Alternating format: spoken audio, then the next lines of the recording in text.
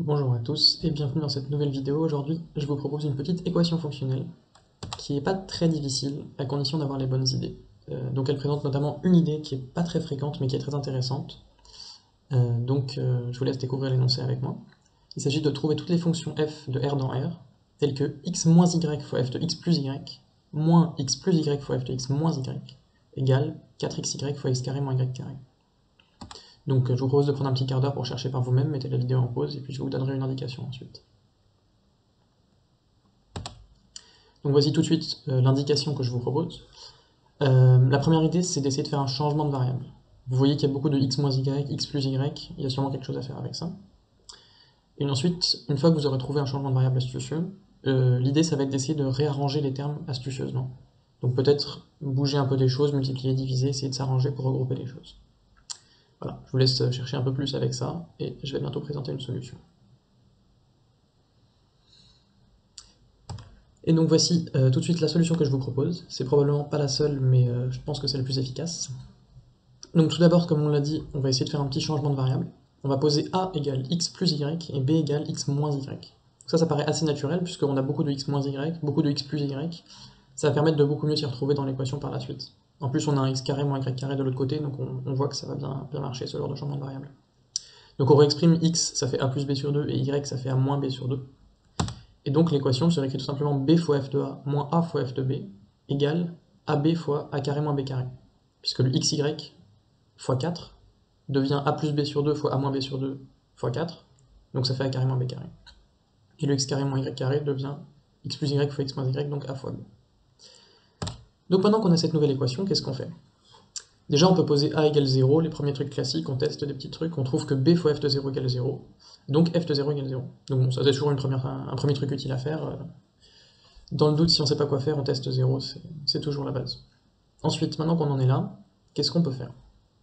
Là, on se dit, on a du a, du b des deux côtés, comment est-ce qu'on pourrait peut-être rendre ça un peu plus joli? Et une idée très intéressante, en fait, c'est de diviser par ab des deux côtés. Donc si on les choisit non nuls, a et b, en divisant par ab des deux côtés, on voit que le bf de a et le af de b, c'était pas des trucs très très jolis, alors qu'en divisant par ab, on va regrouper les a ensemble et les b ensemble, puisqu'on va avoir du f de a sur a moins f de b sur b égale a carré moins b carré. Et on peut aller encore plus loin que ça en regroupant les a et les b ensemble, puisqu'on peut passer le a carré d'un côté et le f de b moins b de l'autre, pour retrouver l'équation f de a sur a moins a carré égale f de b sur b moins b carré. Et là, c'est très intéressant, puisque là, on a complètement séparé les a d'un côté et les b de l'autre côté. Et donc ça, c'est très intéressant. Encore faut-il savoir pourquoi c'est très intéressant.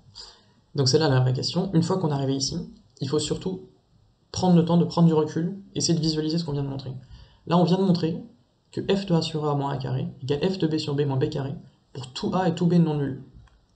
Ça, qu'est-ce que ça veut dire? En fait, ça veut simplement dire que la quantité f de x sur x moins x carré, elle est indépendante de x. C'est-à-dire que la fonction, par exemple, si vous l'appelez g de x égale f de x sur x moins x carré, en fait, c'est une fonction constante.